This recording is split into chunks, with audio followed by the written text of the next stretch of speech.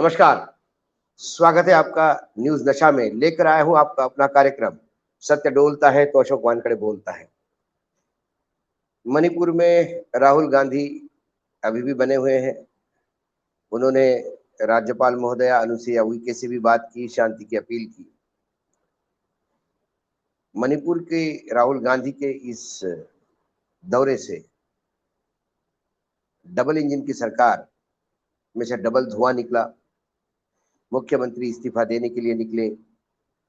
3 बजे राज्यपाल महोदया की अपॉइंटमेंट ली, फिर लोगों ने रोका, इस्तीफा फटा, ऐसा बोला जाता है। जो सोशल मीडिया पे जो तस्वीरें हैं, कंफर्म नहीं कर पाया, लेकिन बाद में उन्होंने ट्वीट किया 4:01 पे कि मैं इस्तीफा नहीं दे रहा हूं, मैं डट के लड़ूंगा। 5 जुलाई तक नेटबंदी है। 3 मई को शुरू हुआ था ये दंगा। आज 2 महीने पूरे हो जाएंगे, मई और जून। स्थिति कंट्रोल में है बताई जाती है, लेकिन मणिपुर का जलना जारी है। जब बेशरमता की चादर कोई ओढ़ ले तो अपील करने वाले भी कितने अपील कर सकते हैं।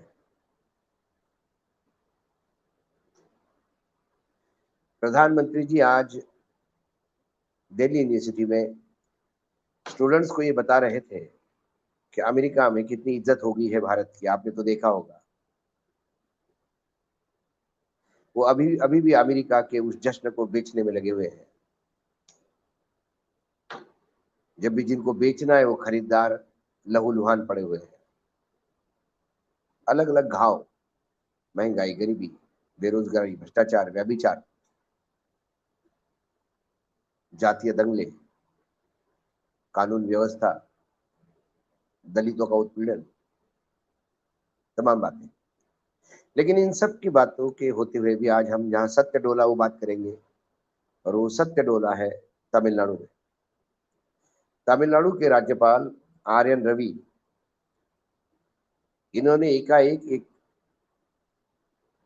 आदेश जारी किया और ये कहते हैं कि तमिलनाडु के एक मंत्री सेंटिनल वी बालाजी, इनके ऊपर नौकरियों देकर भ्रष्टाचार, पैसा लेने का भ्रष्टाचार का आरोप और मनी लॉन्ड्रिंग का आरोप है।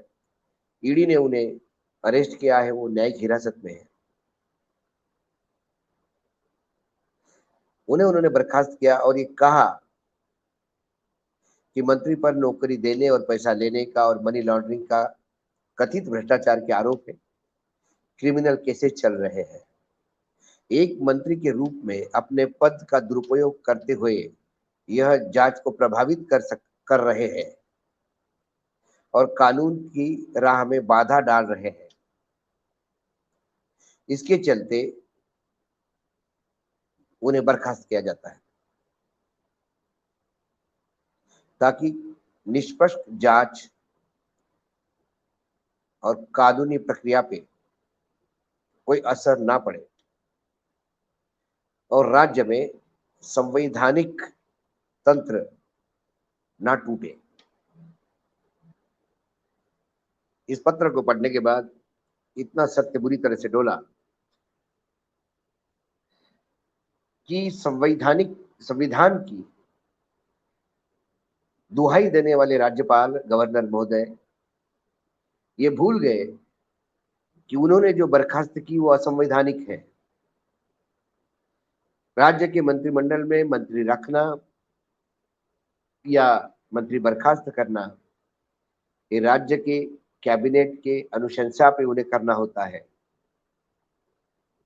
यदि सरकार ने अल्पमत में आती है तो वो बर्खास्त कर सकते हैं, लेकिन अल्पमत वाली कोई बात नहीं। जब उन पे आरोप लगे हैं, वो आरोप साबित भी नहीं हुए, इन्वेस्टिगेशन चल रहा है, अभी केस चलेगा। जो आदमी जेल में है, सलाखों के पीछे है, वो कैसा पद पे रहकर कानून में बाधा डाल सकता है या केस में इन्फ्लुएंस कर सकता है। क्योंकि वैसे ही वो जेल में है, जेल से तो फाइलें क्लियर नहीं कर रहे हैं।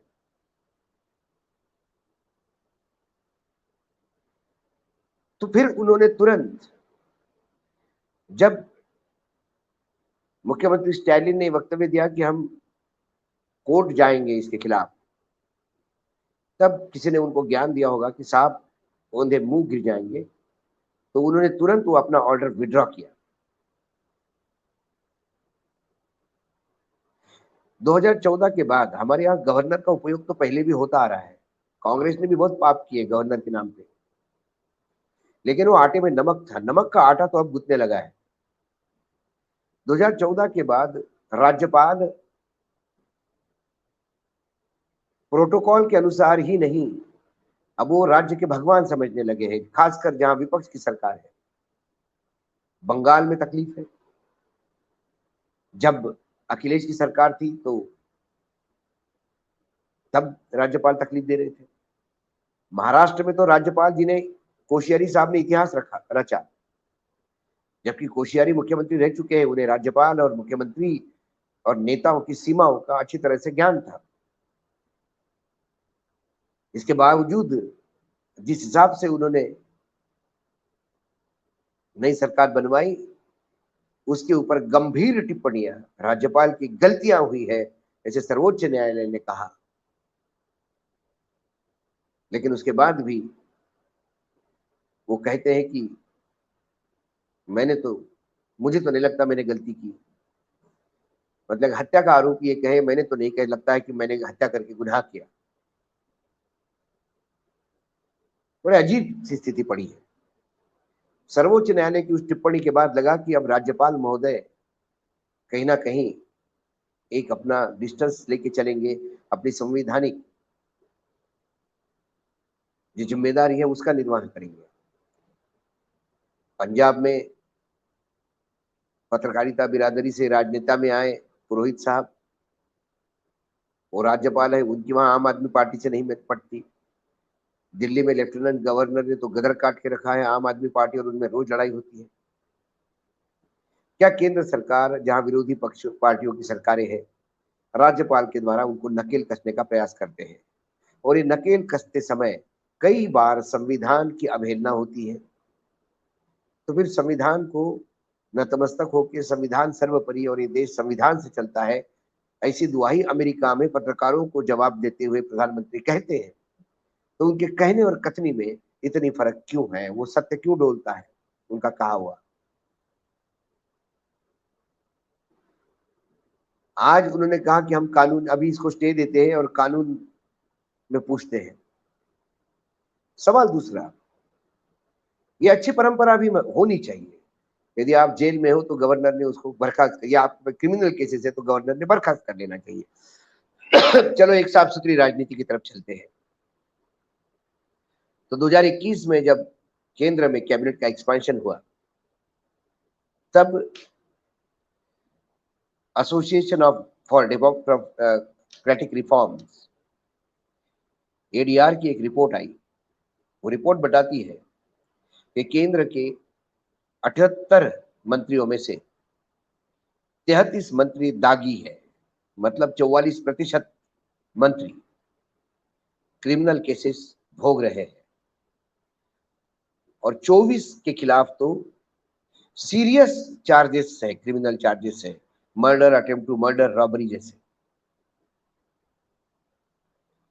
तो गवर्नर के हिसाब से तो राष्ट्रपति जी ने तुरंत इन कम से कम 24 को तो तुरंत बर्खास्त कर देना चाहिए।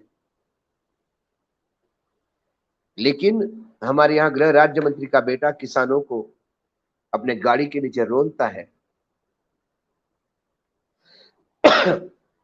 और उनके पिता मंत्री पद पे बने रहते हैं।